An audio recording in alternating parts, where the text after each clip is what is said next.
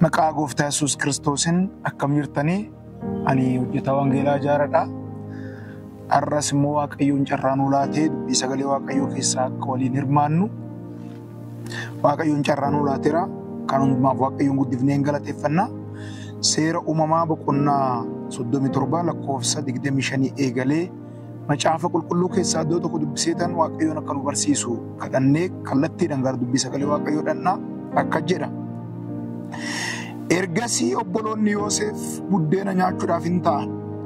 Yommus ol ilaalanii imaltuun warra Ishmaa'eel baay'atanii Gilaadii gara biyya Gibxiitti gad bu'ootuu jiranii argan.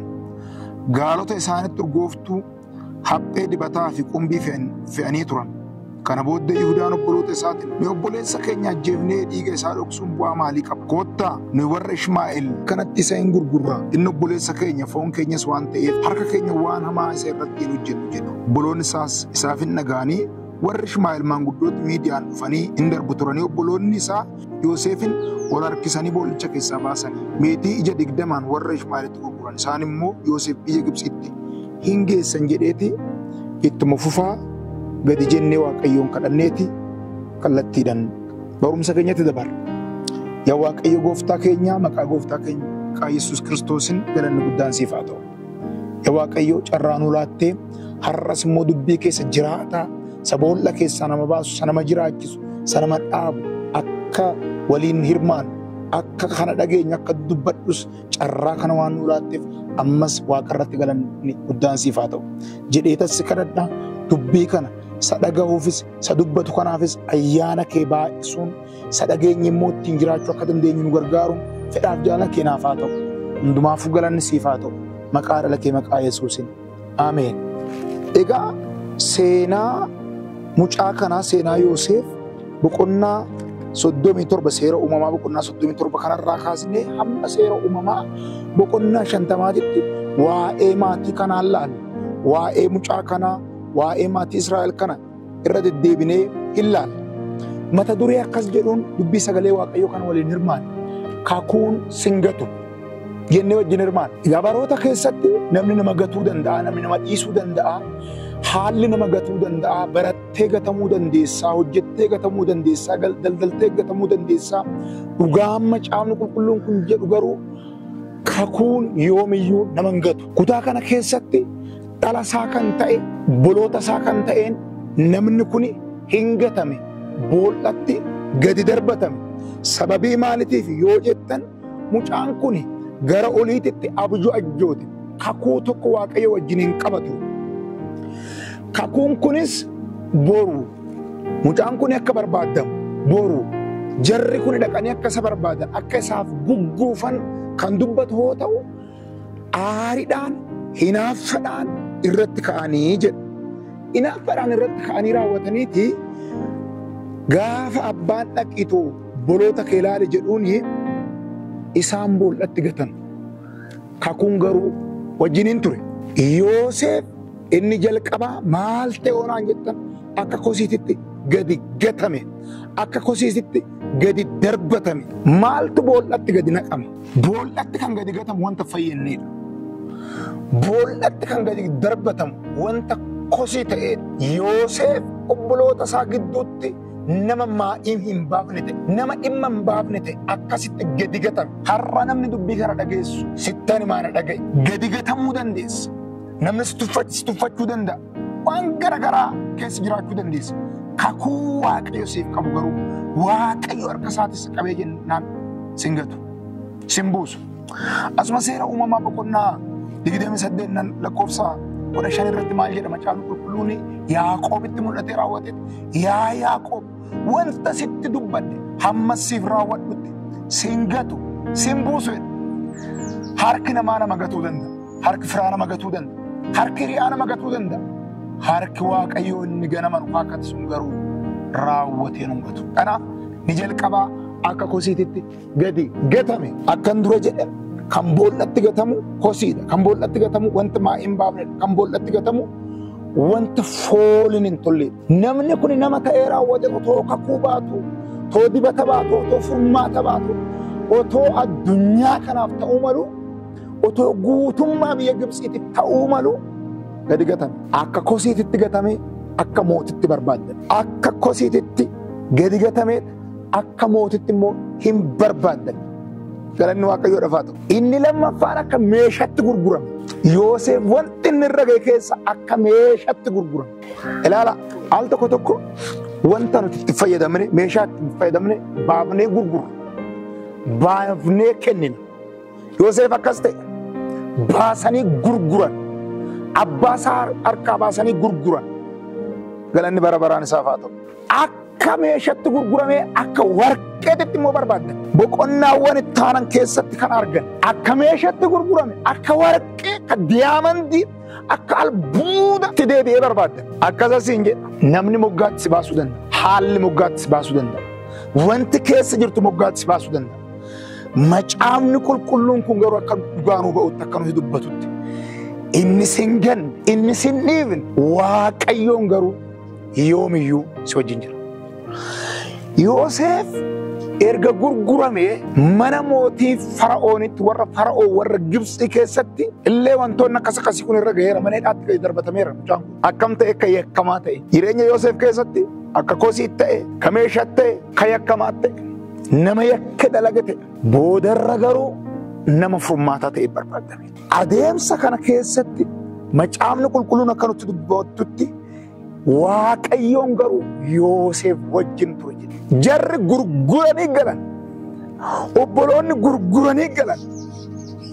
Abbaa yoo gaddeeyyuu isaan gurguranii galan. Waaqayyo garuu wajjiniin ture.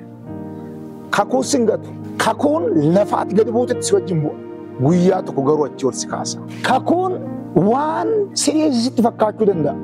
Garuu kakuu yoomiyyuu taanan ati isaaf jiraadhu malee yoomiyyuu taanan si keessa jira. Kakuun ati na dhiisetti abdii yoo kutteyyuu abdii sitti hin kutu. Maaliif jennaan Waaqayyoon gaafa kakuu siif kakatu waan siin hojjetu beeka, waan siif hojjetus beeka. Waaqayyoon gaafa Yoosefitti mul'ata kanatti agarsiisu gaafa kakuu kakatuuf inni jalqabaa waan Yoosefiif godhu beeka. Yoosef hamma salphate amma gadi bu'e kana ammam immoo kabajamee ulfaate akka ol ka'u beeka. Haalleluuyaa. Yesuus bara baraan gooftaan. Beeka Waaqayyo wanna isaaf godhu. Ka kosii yoo ta'e iyyuu har'a. Ka meeshaa yoo ta'e iyyuu akka nama yakkamaa yoo ta'e iyyuu boru garuu ka mootitti akka barbaadamu. Boru garuu akka warqeetti akka barbaadamu. Boru garuu nama furmaata akka ta'u. Beeka Waaqayyoon. Ni lammaffaan waan isaanis godhu immoo beeka. Egaa mucaan kun mucaa xiqqaa ta'ee raawwatee nama uumamaa hin baafne. Har'a garuu guutummaa biyya Gibxiitiif waan karaa Yoosef godhu beeka. Mana mootitti eegalee abjuu hiikurraa eegalee waggaa 14 biyyi maal akka ta'u hin beekne sana Yoosef waggaan 14 maal akka ta'u beeka.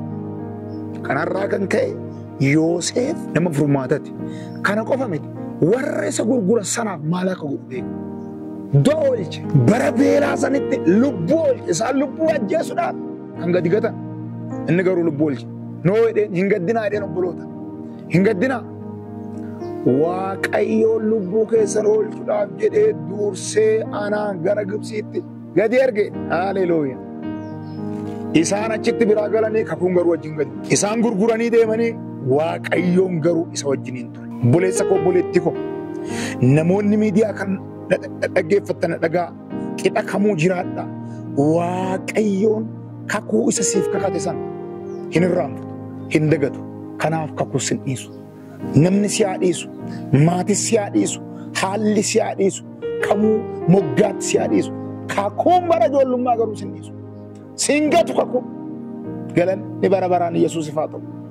Haalleluuyaa. Kutaan dura dubbadhe seera uumamaa boqonnaa 28:15 irraa kan jiru dubbiseetan gara xumuraa dhufe. Kunoo ani si wajjinan jira. Iddoo ati dhaqxu hundumaatti sin eega. Biyya kanatti sin deebisa. Waan ani sitti dubbadhe siifan raawwadha malee sin gatu. Dubbii kanaa namatti dubbachuu kan danda'u Waaqayyo qofaadha. Maaliif jennaani wanti har'a nu jaalatu boru nu jibbuu danda'a. Warri har'a ofitti nu qaban boru ofirraa nu dhiibuu danda'u. Waaqayyoon garuu waan asitti dubbadhe waan asiif kakadhe raawwadhu malee sin gatu. Fiixan baasu malee sin gatu. Buleessa koo buleetti koo boolla kam keessa jira rakkina kam keessa jira gara Waaqayyoo ilaali. Kakuun sin gatu. Galanni Yesuusiif haa ta'u. Kakuun bara kamittuu sin gatu. kakuun bara kamittuu sin dhiisu.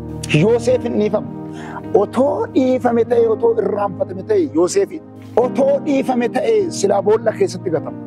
Otoo dhiifame ta'e silaa warra daldaltoota santu achitti isa garba godhatee hafa.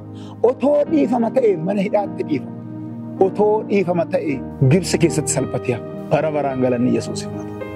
Haalelooyaa. Kakuu haaraa keessa gooftaa keenya Yesuus Kiristoos wangeela Yohaannis boqonnaa 14:1-3 dhannee gaafa dubbifannu dhufeetan si fudhadha jedhe. Suma wangeela Yohaannis keessatti akka ijoollee abbaa hin qabne hin ta'inaa ani dhufeetan si fudhadha. Bara baraan akka isa wajjin jira. Bara baraan boqonnaa lafa rakkinni hin jirre, lafa boo'ichi hin jirre, lafa gaddi hin jirre akka jiraan. Yesuus wajjin akka jiraan dhufeetan si fudhadha jedhe. Waaqayyoon ati waammattu kun, Waaqayyoon ati waaqessitu kun si fudhata, singatu, kakuudhaan kakate singatu, isa wajjin bara baraan akka jiraattuuf, isa wajjin akka deddeebituuf, lafa kanarrattis achittis kakuu kasii qaba. Kakuu eenyumaanuun diigamne qaba. Gara kootattan isin fudhadha. Abbaa qabna waaqarra. Galanni bara baraan isaaf haa ta'u. Kanaaf obboloota koo haala kam keessa jiraadhaa? Waaqayyoon abdii godhadhaa. Haala kam keessa jiraadhaa? Waa Waaqayyoon ganama si dubbate, waa Waaqayyoon kaleessi dubbate, waa Waaqayyoon waggoota darba si dubbate yaadadhu. Kakuu yoomiyyuu taanan singatu. Waaqayyoon isin haa eebbisu. Hin kadhanna. Mootii bara baraa hangafa nagahaa waaqarratti lafarratti galanni guddaan siif haa ta'u. Maqaan kee haa eebbifamu jedhee tassi kadhadha. Warra gadda keessa jira, warra maaltu nuuf gaha jedha, warra eenyutu nu qaqqaba jedha. Maqaa Yesuus Kiristoos buttee baasuun, isaan yaadachuun, kakuu isaaniitiin walitti baasuun fedhaaf jaalatteen haa ta'u. Kakuun qabdu kan jedheetti immoo maqaa Yesuusin kan cabe haa ta'u. Jireenya isaaniitirraa kan cabe haa ta'u. Rakkina baatee, hibboo baatee, yaa Waaqayyo gooftaa akka abbaa hin qabnetti, akka kakuu hin qabnetti kan ittiin mormu, kan itti tasaasu. Maqaa Yesuus Kiristoos lafa jiranitti irraa kan ciccite haa ta'u, irraa kan diigame haa ta'u. Butii isaan baase, boolla keessaa butii baase, rakkina keessaa butii baase, gara kakuutti isaan baase yaa Waaqayyo. Kana waan gootuuf galanni siif haa ta'u. Maqaan kee haa eebbifamu. Isa du'ee du'a moo'ee kee lammaffaa deebi'ee kan fudhatu maqaa jabaa caalu Yesuus. Ameen.